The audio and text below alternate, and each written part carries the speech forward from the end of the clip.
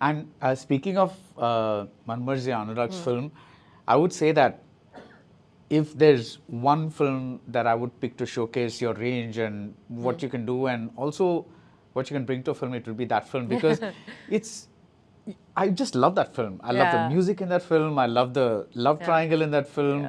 I love your role, Abhishek's role, Vicky's role, the way it just comes together. And it's only Anurag can make that film.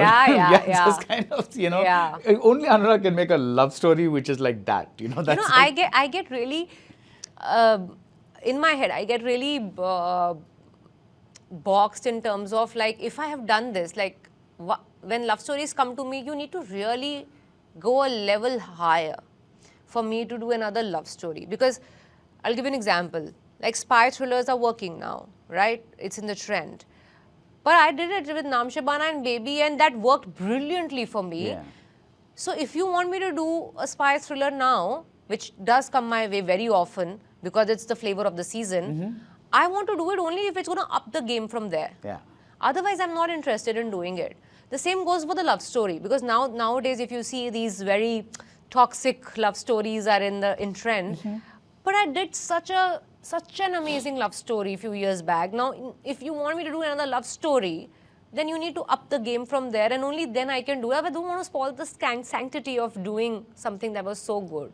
But what if, purely commercially speaking, what if a good combination came across where you're saying, okay, I'm not terribly fond of what this role is, but this is a good package, like commercially speaking, this is a good packaging because this is the director, this is the leading man, this is the music director, because some projects are like that, right? So would you still... If the character is totally out of line in terms of, the story is totally out of line in terms of what I would want to be associated with, I will still not do it. Okay.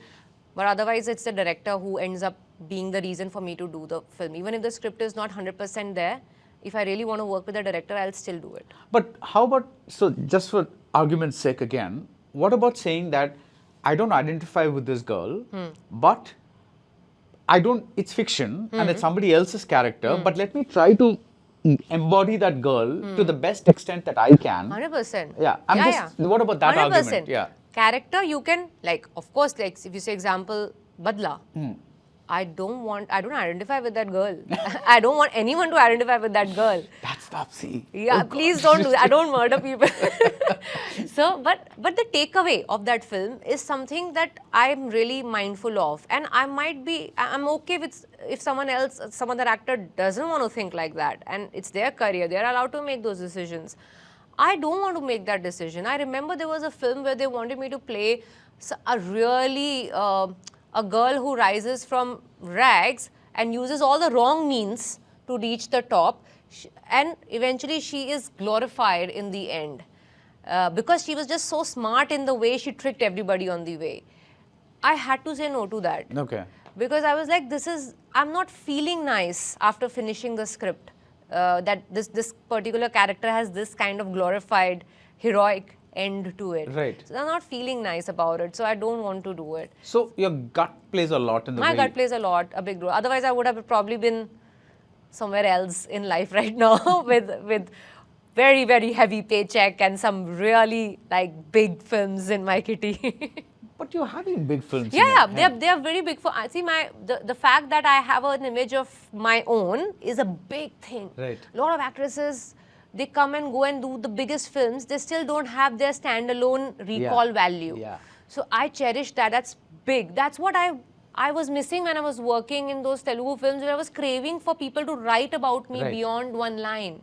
So today when I see publications writing about me and my choices and noticing that she has done these kind of films and roles, it's so satisfying that, this is what I ventured out for, and now I'm glad that it's getting noticed. Yeah, I mean, I think it's always, it's difficult to do this in life, and not that I'm giving you advice or something like that, because I have trouble following this myself, because one of my friends, a bit of a philosopher, says that, people always tend to look at what they don't have, and there are many people who want to actually be where you are, and they don't have what you have.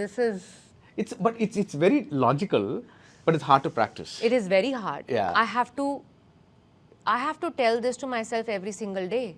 How much success is enough success? Yeah. I have to literally ask this question to me Yeah. every day. Yeah. Okay, after this, okay, if this becomes 100 crores, then what? Okay, the next one becomes 200 crores. Yeah. Okay, then what? But will there be a limit Yeah. to this? 500 and 1000 and 2000? And I'll constantly be in that hustle mode. At what moment will I sit and enjoy this? Yeah. Okay, I have made something of my own. Probably at no moment, because I'm constantly searching the next milestone. It is a very big question that actually changed my entire perspective towards my own career when I asked myself how much success is going to be enough success for me. And then I decided, okay, I'm kind of non-stop running behind that success. In the bargain, I'm not enjoying my journey. Yeah. And that time I'm never going to come back. I'll achieve one milestone, I'll get another milestone, but that journey from one to the second milestone, I'm not enjoying it. Yeah. That's suicidal. I'm killing my time. So that kind of made me realize that it's okay. I don't want to be the biggest actress that Hindi film industry has seen. Nobody is, honestly.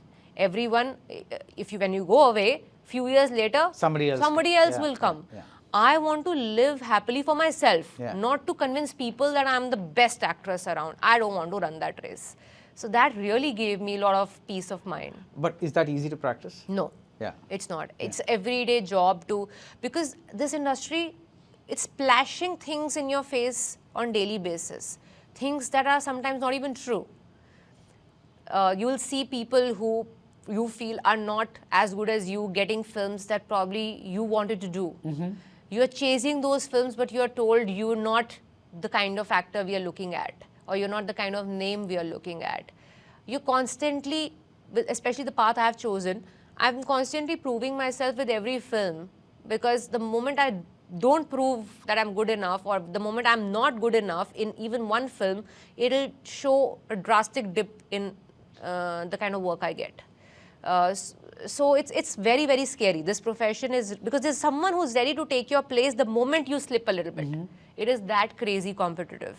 So yeah, it takes a lot of mental strength to keep asking this question to yourself every day. And as I said, the fact that I go back home to people who have nothing to do with my work kind of make me feel like, okay, I have something beyond this race or this competition that I need to cherish, which deserves my time and my concentration also.